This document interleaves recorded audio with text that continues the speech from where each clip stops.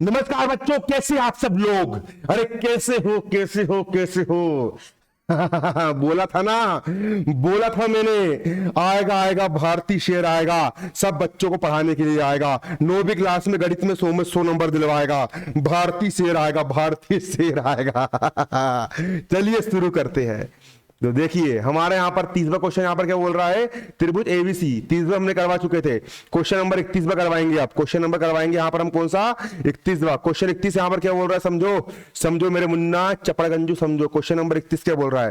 Question number 31 बोल रहा है, एक संभावित त्रिभुज का प्रत्येक भुजा 10 सेंटीमीटर, इसका क्षेत्रफल कितना होगा। संभावित त्रिभुज की प्रत्येक भुजा 10 सेंटीमीटर है। संभावित त्रिभुज की प्रत्येक भुजा कितनी है, 10 सेंटीमीटर है। संभावित त्रिभुज, संभावित त्रिभुज का मतलब क्या होता है यहाँ पर देखेंगे। संभावित त्रिभुज का मतलब क्या होता है बच्चों, यहां पर समझिए। संभावित त्रिभुज का मतलब, संभावित त्रिभुज का मतलब क्या होता है समझेंगे, है ना। संभावित त्रिभुज का मतलब होता है ऐसा त्रिभुज जिसकी तीनों भुजा समान होती है ना। मतलब ये वाली भुजा भी 10 सेंटीमीटर, ये वाली भुजा भी 10 सेंटीमीटर, ये वाली भुजा 10 सेंटीमीटर, इसको हम बोलेंगे संभावित त्रिभुज कहते हैं। संभावित त्रिभुज की प्रत्येक भुजा कितनी, 10 सेंटीमीटर है, इसका क्षेत्रफल कितना होगा। त्रिभुज के क्षेत्रफल निकालने का सूत्र होता है करनी में। त्रिभुज के क्षेत्रफल निकालने का सूत्र क्या होता है, संभावित त्रिभुज के क्षेत्रफल का सूत्र क्या होता है ना। त्रिभुज के क्षेत्रफल निकालने का सूत्र होता है करनी में एस ब्रैकेट में S minus A S minus B into S minus C. ये संभावित त्रिभुज के क्षेत्रफल निकालने का हमारा क्या होता है, सूत्र होता है। एस क्या होता है, एस क्या होता है, एस होता है त्रिभुज कर दे पानी में आप। एस बराबर होता है तीनों भुजाओं का योग, 10, पहली भुजा भी 10, दूसरी भुजा भी 10, तीसरी भुजा भी 10। तो यहां पर लिख देंगे 10 धन 10 धन 10, बटे में लिख देंगे यहाँ पर 2, ए धन बी धन सी। पहली भुजा हो गई ए का मान 10, दूसरी भुजा बी का मान भी 10, तीसरी भुजा सी का मान भी 10। इसको हम हल कर लेंगे। अध्याय 12 का सवाल है ये। 10 और 10 20 और 10 हो जाएगा यहाँ पर कितना, 30।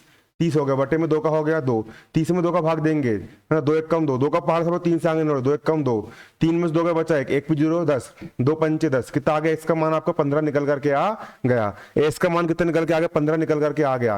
अब एस का मान कितना रख देंगे यहाँ पर हम, 15 रख देंगे। एस का मान 15 रख देंगे, तो करनी का करनी एस का मान रख देंगे यहाँ पर हम 15। अब ब्रैकेट में एस का मान कितना है, एस का मान हो गया 15 माइनस ए का मान कितना है, भुजा का मान है 10।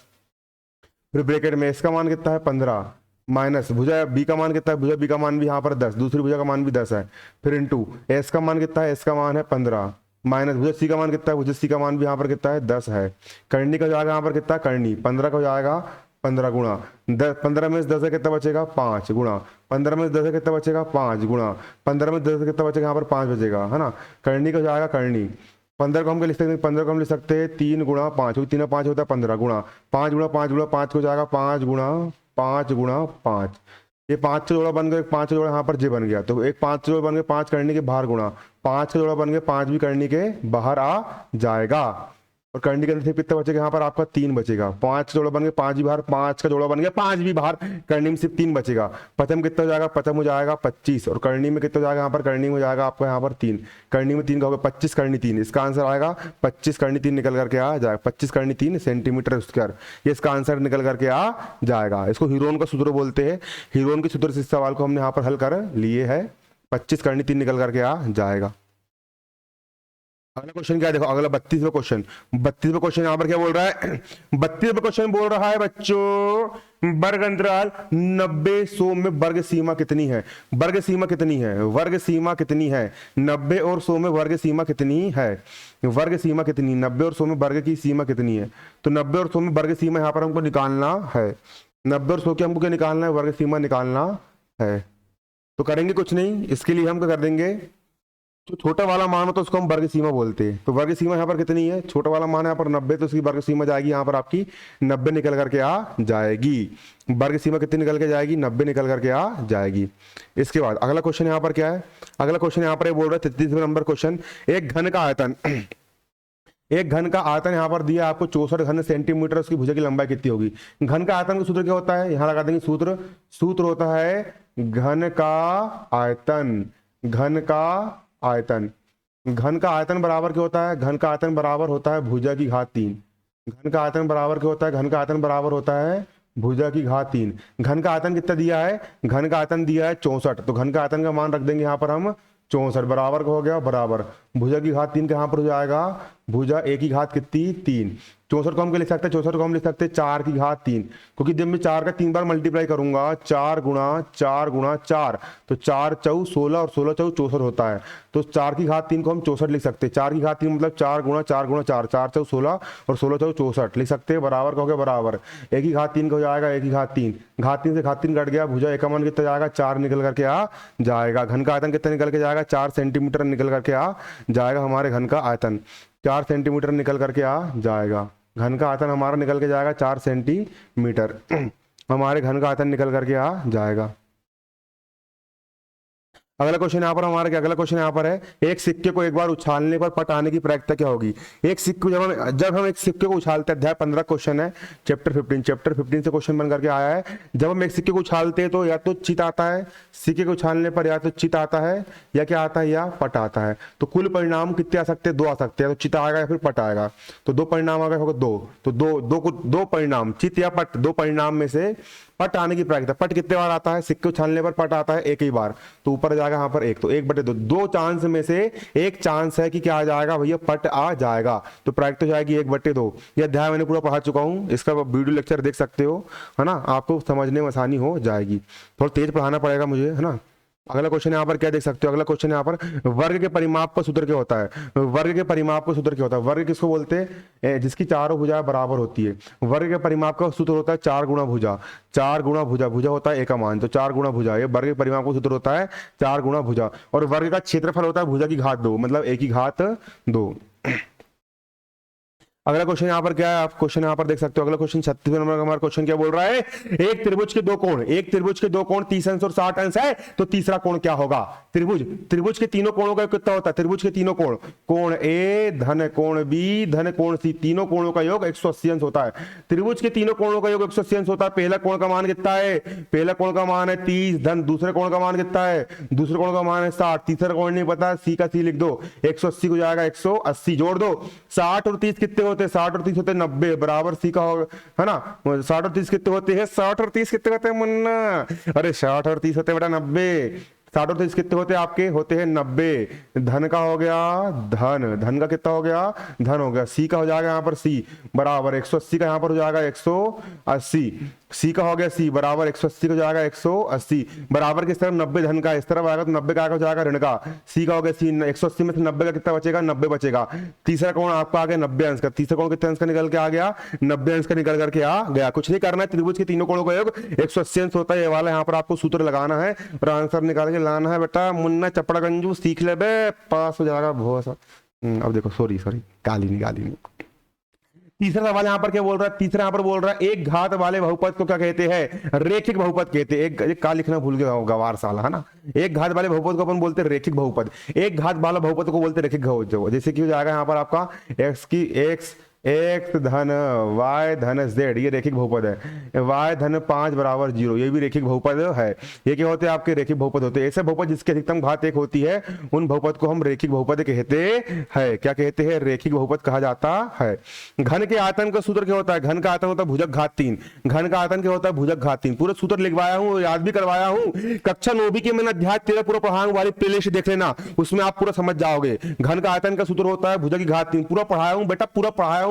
लिखना चैप्टर 13 भारतीय शेर 9th, भारतीय यूट्यूब पे सर्च करना या फिर मेरे चैनल की प्लेलिस्ट में जाना, फिर मेरे चैनल की प्लेलिस्ट में अध्याय 13 पूरा पढ़ाया हूं। घन का आयतन, घनाभ का आयतन, बेलन का आयतन, शंकु का आयतन, इसका उसका फलाना फक्का ढिमकाना सब पढ़ाया हूं। घन का आयतन क्या होता है, घन का आयतन होता है भुजा की घात 3, एक की घात 3 होता है घन का आयतन। कितना होता है, भुजा घात 3 निकल करके आता है हमारे घन का आयतन।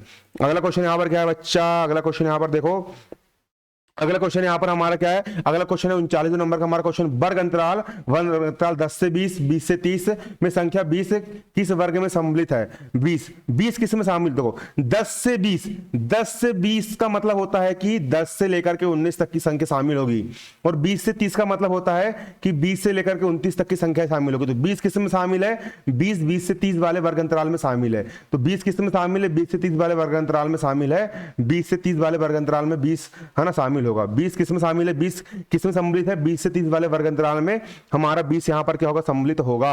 20 से 30 वर्ग अंतराल वाले में हमारा सम्मिलित होगा। इसके बाद अगला क्वेश्चन है, त्रिभुज के तीनों कोणों का योग कितना होता है, अब भी बताया 180 अंश होता है। कितना होता है, 180 अंश होता है त्रिभुज के तीनों कोणों का योग। 180 अंश निकल करके आता है बेटा, त्रिभुज के तीनों कोणों को जोड़ देंगे ना मुन्ना, 180 अंश निकल करके आ जाता है।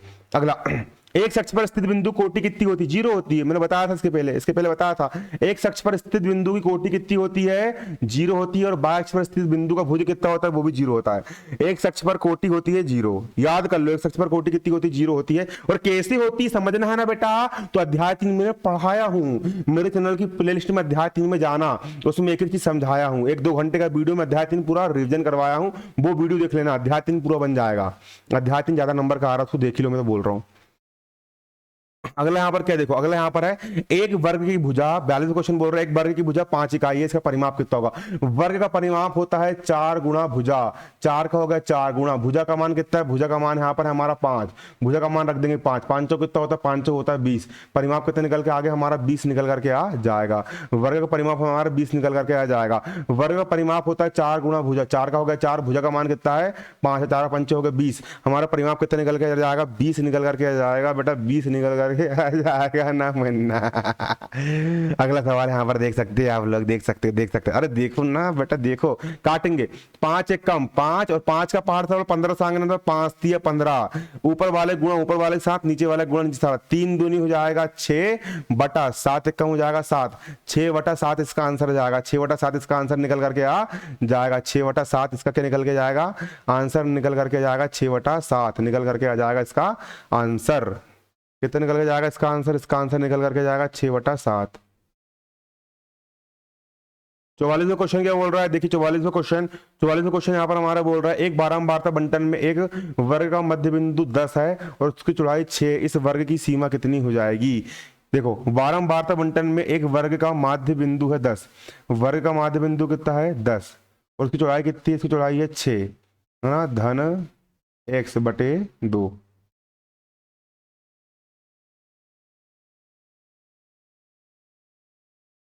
एक बारंबारता बंटन में वर्ग का माध्य बिंदु 10 है, वर्ग का माध्य बिंदु मतलब बीच का बिंदु कितना है 10 है, माध्य बिंदु कितना है 10 है, उसकी चौड़ाई कितनी है 6 है। चौड़ाई यहाँ पर कितनी है आपकी 6 है, चौड़ाई यहाँ पर कितनी है 6 है, चौड़ाई यहाँ पर कितनी है हमारी 6 है, चौड़ाई यहाँ पर हमारी 6 है, 6 यहाँ पर हमारी चौड़ाई है। इस वर्ग की निम्न सीमा कितनी है, वर्ग की निम्न सीमा यहाँ पर हमको बताना है। चौड़ाई यहाँ पर 6 तो x धन,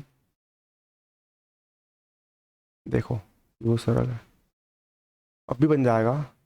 देखो माध्य बिंदु कितना है 10 है, तो माध्य बराबर क्या होता है, माध्य बराबर होता है हमारा निम्न सीमा, निम्न सीमा धन उच्च सीमा, निम्न सीमा धन उच्च सीमा बटे होता है 2।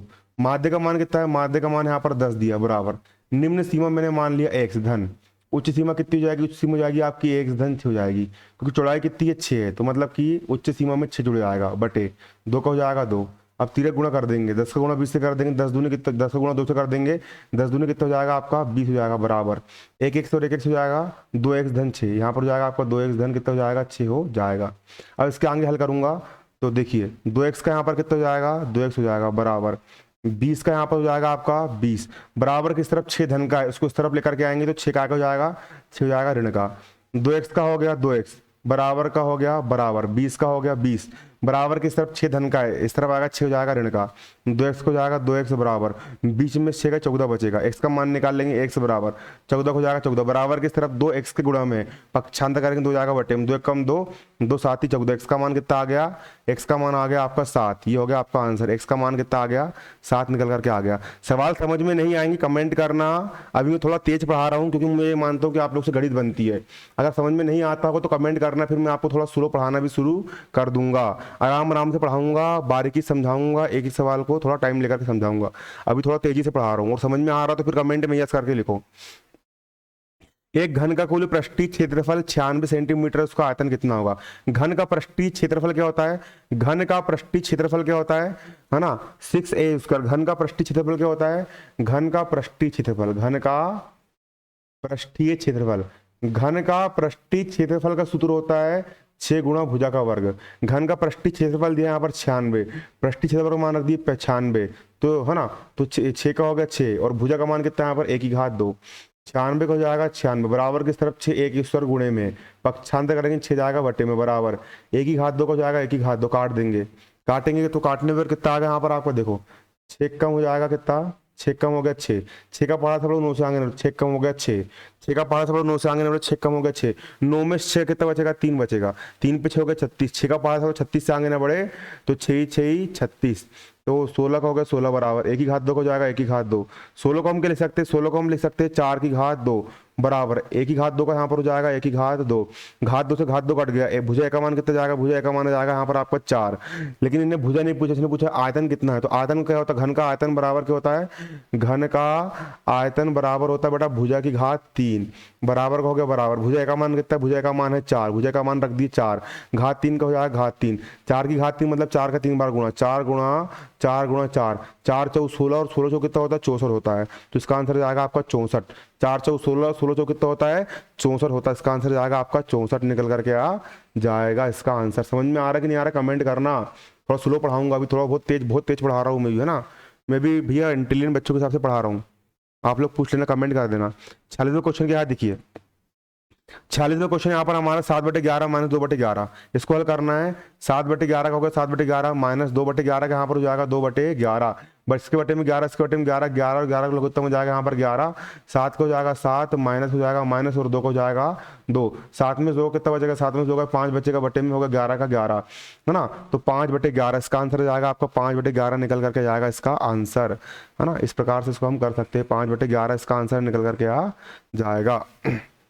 अगला क्वेश्चन यहाँ पर क्या है देखिए, अगला क्वेश्चन यहाँ पर हमारा है बिंदु बिंदु 0,7 किस अक्ष पर स्थित है, बिंदु 0,7 किस अक्ष पर स्थित है, देखिए बहुत सरल है ये, इसके लिए बनाएंगे हमें इस प्रकार से, एक बनता है हमारा खड़ी लाइन मतलब कि y अक्ष बनता है, और एक बनता है हमारा क्या x अक्ष बनता है, ये हो गया आपका x अक्ष, ये हो जाएगा हमारा x अक्ष, और ये हो जाएगा हमारा y अक्ष, ये हो जाएगा हमारा y अक्ष। नंबर डालते हुए यहाँ पर होता है 0, 0 के बाद होता है 1, 1 के बाद होता है 2, 1 2 के बाद 3, 3 के बाद 4, 3 फिर होता है 5, है ना, फिर 0 होता है 0, 0 के पहले होता है ऋण का 1, फिर होता है ऋण का 2, फिर ऋण का 3, फिर होता है ऋण का 4, 0 के ऊपर होता है धन का 1, फिर धन का 2, फिर धन का 3, फिर नीचे होता है ऋण का 1, फिर होता है ऋण का 2, फिर ऋण का 3, फिर होता है ऋण का 4। उसके बाद देखिए बिंदु 0,7, बिंदु 0 शुरू वाला मान होता है एक अक्ष का, एक अक्ष पर 0 कहाँ है, एक अक्ष होती है आड़ी लाइन, एक अक्ष पर 0 आपका ये है ना, एक अक्ष पर 0, और बाद वाला होता है y का मान, y अक्ष पर ऋण 7 कहाँ है, y मतलब खड़ी लाइन पर ऋण 7 आपका यहाँ पर यहीं कहीं आपका आएगा, तो ये बिंदु जाएगा आपका 0,7, ये बिंदु जाएगा आपका 0,7, तो है ना, तो ये बिंदु कहाँ पर स्थित है, ये जो बिंदु है ये बिंदु y अक्ष पर स्थित है, कहाँ पे स्थित है, y अक्ष पर स्थित है, तो ये जाएगा y अक्ष पर बिंदु स्थित है। अब कई बच्चे लोग को दिमाग के ऊपर से आता होगा, पल्ले नहीं पड़ता होगा, तो बच्चों सुनो, ये सवाल ऑब्जेक्टिव आपको तभी तभी बन पाएंगे, ऑब्जेक्टिव विकल्प आपसे तभी बनेंगे जब आपसे पूरा पूरा पार्ट बन रहा है, एक घड़ी सवाल बन जाते हैं ना, लेकिन ऑब्जेक्टिव में दिक्कत जाती है, तो यदि आपको ऑब्जेक्टिव समझना है तो सबसे पहले जो मैंने पूरा पूरा जो पार्ट समझाया हूं, जो वीडियो लेक्चर में मैंने रिवीजन करवाया हूं पूरा पूरा पार्ट का, अध्याय 3 का, वो उसको आपको देखना पड़ेगा, अध्याय 3 मेरे चैनल भारती शेयर में आपको जाना पड़ेगा, और मेरे चैनल भारती शेयर में जाने के बाद चलो मैं दिखाई देता हूँ कैसे कैसे जाओगे, थोड़ा डाटा चालू करके देख ही लो, तो कई सारे बच्चे कंफ्यूजन में हो जाएंगे।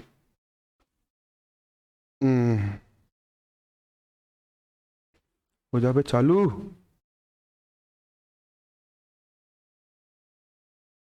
देखिए यहाँ पर जाना है आपको, क्या खोलना है मैं दिखाता हूँ, गूगल खोलना है, यूट्यूब पे जाना है ना, डाटा चालू कर लेता हूँ पहले मैं,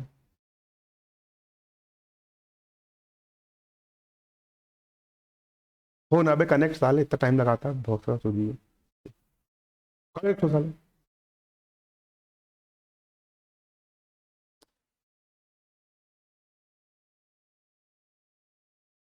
अरे यार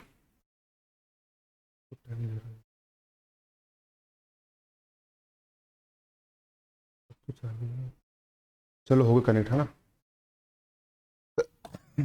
देखिए आपको जाना कहाँ है, पे यूट्यूब पे जाना है। यूट्यूब पे जाने के बाद यहाँ पर आपको टाइप करना है भारती शेर नाइन्थ, PHARTI, भारतीय SHER शेर नाइन्थ, भारतीय शेर नाइन्थ यहाँ पर आपको टाइप करना है। उसके बाद फिर यहाँ पर आपको इस पर क्लिक करना है, भारतीय शेर नाइन्थ पे। यहाँ पर देखिए कक्षा 9वीं गणित भारतीय परीक्षा पूरी तैयारी, ये चैनल के होम पेज पर यहाँ पर संस्कृत के आपको पूरे वीडियो लेक्चर मिल जाएंगे, पूरे पढ़ाई वाला। ये गणित के पूरे वीडियो लेक्चर मिल जाएंगे, विज्ञान के पूरे वीडियो लेक्चर मिल जाएंगे, अंग्रेजी के वीडियो लेक्चर मिल जाएंगे, सामाजिक विज्ञान के मिल जाएंगे, है ना। और इस प्रकार से पूरे पूरे मिल सकते हैं। ब्रिज कोर्स की वीडियो लेक्चर चाहिए, ब्रिज कोर्स के 56 वीडियो यहाँ पर डले, ये ब्रिज कोर्स वाले। यहाँ पर गणित की भारतीय परीक्षा में तैयारी में क्लिक करेंगे यहाँ पर हम, है ना।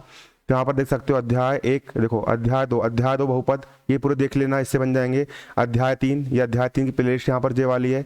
अध्याय 6 ये मिल जाएगा, अध्याय 7, अध्याय 8, अध्याय, ये पूरा अध्याय के प्लेलिस्ट यहाँ पर देख लेना। इतने देख लोगे 100 में 100 नंबर मिल जाएंगे आराम से, बिल्कुल पूरी तैयारी हो जाएगी। ब्रिज कोर्स है ना, पूरा कोर्स यहाँ पर बना करके मैंने रख दिया हूँ, देख सकते हो आप लोग, है ना। और पूरे यहाँ पर चैनल में आपको सब कुछ मिलेगा यार, बस आप देखना शुरू कर दो। संस्कृत वगैरह पूरा पढ़ा के डाल चुका हूँ, इससे मैं आपको मैंने याद भी करवा दिया हूँ, यहाँ से आप याद कर सकते हो।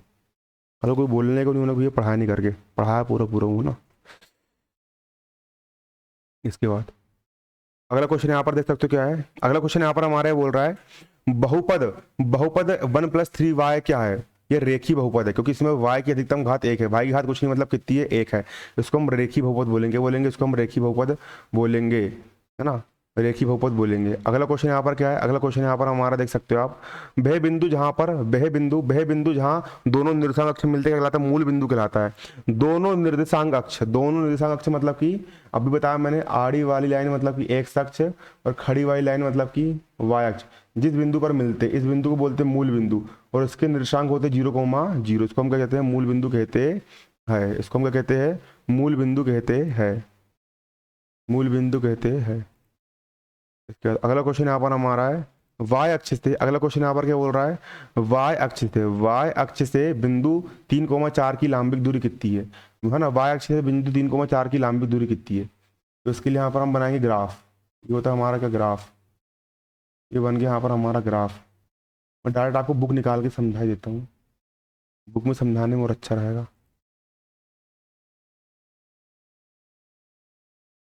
9वीं क्लास की बुक कहाँ रखी यार, जी होना चाहिए, चैप्टर 3 जी, ये चलो बुक में अच्छा समझ में आएगा।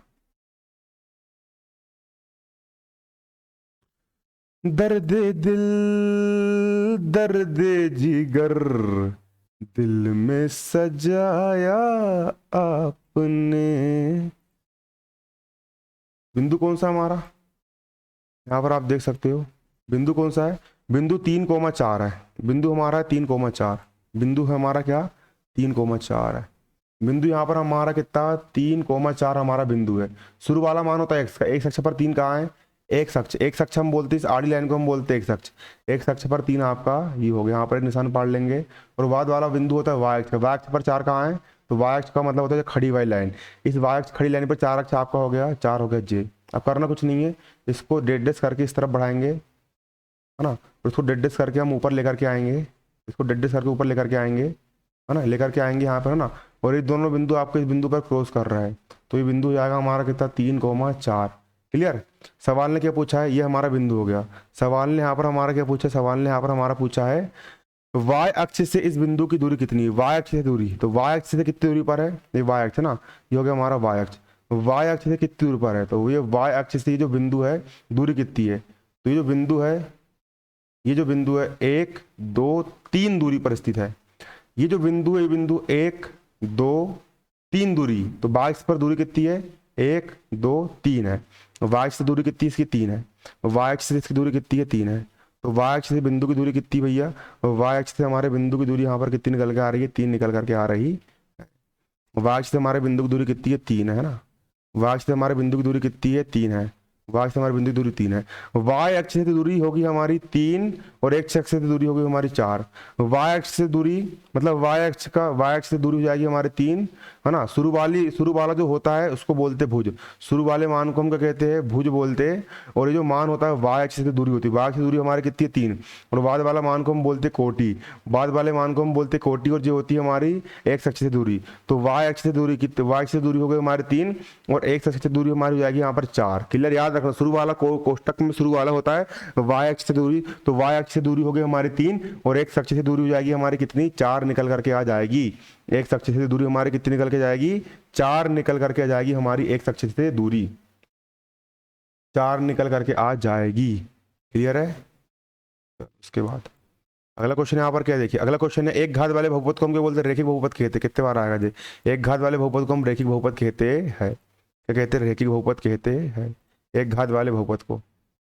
अगला क्वेश्चन यहाँ पर क्या देखिए, अगला क्वेश्चन यहाँ पर ये बोल रहा है, अगला क्वेश्चन बोल रहा है त्रिभुज PQR में, त्रिभुज PQR में, त्रिभुज हमारा PQR है, त्रिभुज क्या है यहाँ पर हमारा, त्रिभुज हमारा यहाँ पर क्या है, त्रिभुज यहाँ पर हमारा है PQR। त्रिभुज PQR में कोण R बराबर कोण P है, कोण R और कोण P, कोण P का मान और कोण R का मान दोनों कोणों का मान बराबर है और QR का मान है 4 सेंटीमीटर। QR का मान कितना है यहाँ पर 4 सेंटीमीटर है और PR का मान है 5 सेंटीमीटर। PR का मान कितना है, PR का मान है 5 सेंटीमीटर, है ना। तो अगर ये दोनों कोण बराबर है, कोण P और कोण R अगर बराबर है तो बराबर कोण के सामने भुजा बराबर होती है। इस कोण की भुजा इस कोण के सामने भुजा अगर 4 सेंटीमीटर है तो इस कोण के सामने भुजा भी कितनी जाएगी आपकी 4 सेंटीमीटर हो जाएगी। कितनी जाएगी 4 सेंटीमीटर निकल करके आ जाएगी, 4 सेंटीमीटर निकल करके आ जाएगी। क्लियर है, कितनी निकल के जाएगी 4 सेंटीमीटर निकल करके आ जाएगी, है ना।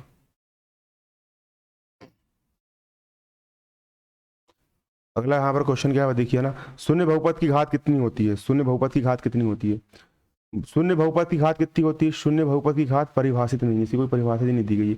आयत का प्रत्येक कोण होता है 90 डिग्री का। आयत, आयत किसको बोलेंगे, आयत बोलेंगे हम इसको, इसको हम बोलते हैं आयत, जिसकी आमने सामने भुजा बराबर होती है। जितनी बड़ी ये वाली भुजा होगी उतनी बड़ी ये वाली भुजा होगी और जितनी बड़ी ये वाली भुजा होगी उतनी बड़ी ये वाली भुजा होगी। इसका प्रत्येक कोण, ये वाला कोण भी होगा 90 अंश का, ये वाला कोण भी होगा 90 अंश का, ये वाला कोण भी होगा 90 अंश का, ये वाला कोण भी होगा 90 अंश का। ये पूरा अध्याय पढ़ाया मैंने, अध्याय 8 है ना, चतुर्भुज वाला पार्ट है, इसको भी देख लेना आप लोग, समझ लेना। आयत का प्रत्येक कोण होता है 90 अंश का, तो आयत का प्रत्येक कोण होता है 90 अंश का और चतुर्भुज के चारों कोणों का होता है 360 अंश, 90 और 90 180 270 और 360। इस प्रकार से भी कर सकते हो रे भैया।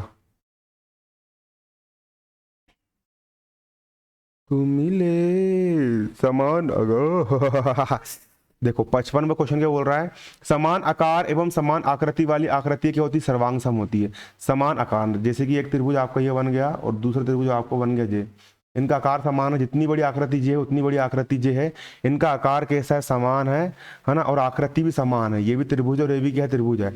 तो ऐसी आकृति जिनका आकार भी समान हो और आकृति भी समान हो, उन आकृति को सर्वांग सम आकृति बोलते हैं। उन आकृति को क्या कहा जाता है, सर्वांग सम आकृति कहा जाता है। उन आकृति को सर्वांग सम आकृति कहते हैं।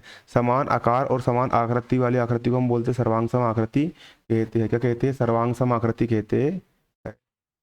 इसके बाद अगला यहाँ पर क्या आपका देखो, आधार 12 सेंटीमीटर, आधार कितना है, आधार 12 सेंटीमीटर और शीर्ष लंब 6 सेंटीमीटर। त्रिभुज का क्षेत्रफल क्या होता है, त्रिभुज का क्षेत्रफल का सूत्र होता है 1/2 गुणा आधार, आधार गुणा ऊंचाई होता है। त्रिभुज का क्षेत्रफल क्या होता है, त्रिभुज का क्षेत्रफल बराबर होता है 1/2 गुणा आधार गुणा ऊंचाई। 1/2 का हो जाएगा 1/2 गुणा आधार का मान कितना है, आधार का मान है भैया 12 सेंटीमीटर, आधार का मान रख देंगे 12 सेंटीमीटर गुणा ऊंचाई का मान कितना है, ऊंचाई मतलब शीर्ष लंब का ऊंचाई का मान है अपन 8 सेंटीमीटर, ये रख दिए हमने, ऊंचाई का मान 8 सेंटीमीटर। काट दो, 2 1 कम 2 और 2 चौक हो गया 8, 12 गुणा 4, 12 चौक कितना होता है, 12 चौक होता है 48, 12 चौक कितना होता है 48 होता है। तो यहाँ पर जाएगा 48 सेंटीमीटर स्क्वायर निकल करके आ जाएगा, 48 सेंटीमीटर स्क्वायर निकल करके आ जाएगा। कितने निकल के जाएगा, 48 सेंटीमीटर स्क्वायर निकल करके आ जाएगा। अगले यहाँ पर देखिए, अगले यहाँ समकोण, समकोण त्रिभुज में सबसे बड़ी भुजा क्या होती है, कर्ण होती है। जो कर्ण होती है समकोण त्रिभुज की सबसे बड़ी भुजा होती है। कर्ण किसको बोलेंगे, समकोण त्रिभुज इस टाइप से बनता है आपका, है ना, जिसका एक कोण 90 अंश का होता है, जिसका एक कोण 90 अंश का होता है, समकोण होता है, उसको हम समकोण त्रिभुज कहते हैं। और समकोण मतलब 90 अंश के सामने वाली जो भुजा होती है उसको हम बोलते हैं कर्ण। तो समकोण त्रिभुज की जो कर्ण भुजा होती है वो सबसे बड़ी भुजा होती है। समकोण त्रिभुज में जो कर्ण होती है सबसे बड़ी भुजा, तो समकोण त्रिभुज सबसे बड़ी भुजा होती है, यहाँ पर हमारी कर्ण होती है। समकोण त्रिभुज सबसे बड़ी भुजा क्या होती है, हमारी कर्ण होती है। समकोण त्रिभुज सबसे बड़ी भुजा क्या होती है, कर्ण होती है। समकोण त्रिभुज में सबसे बड़ी भुजा होती है हमारी कर्ण होती है ना। 58वां क्वेश्चन क्या है यहाँ पर आप देख सकते हो। 58वां क्वेश्चन यहाँ पर हमको बोल रहा है किसी बारंबारता बंटन में 5 सतत वर्गों में से प्रत्येक की चौड़ाई 5 है तथा सबसे छोटे वर्ग की निम्न सीमा 10 है, तो सबसे बड़े वर्ग की ऊपरी सीमा यहाँ पर कितनी होगी। किसी बारंबारता बंटन में 5 सतत वर्ग में से प्रत्येक की चौड़ाई 5 है, सबसे छोटे वर्ग की निम्न सीमा 10 है। सबसे छोटे वर्ग की निम्न सीमा हो गई 10, चौड़ाई है 5, 10 में 5 जोड़ दिए हो गए 15, पहला वर्ग हो गया। दूसरा वर्ग हो जाएगा 15 से 20, 30 हो जाएगा 20 से 25, 25 से 30, अगला हो जाएगा 30 से 35।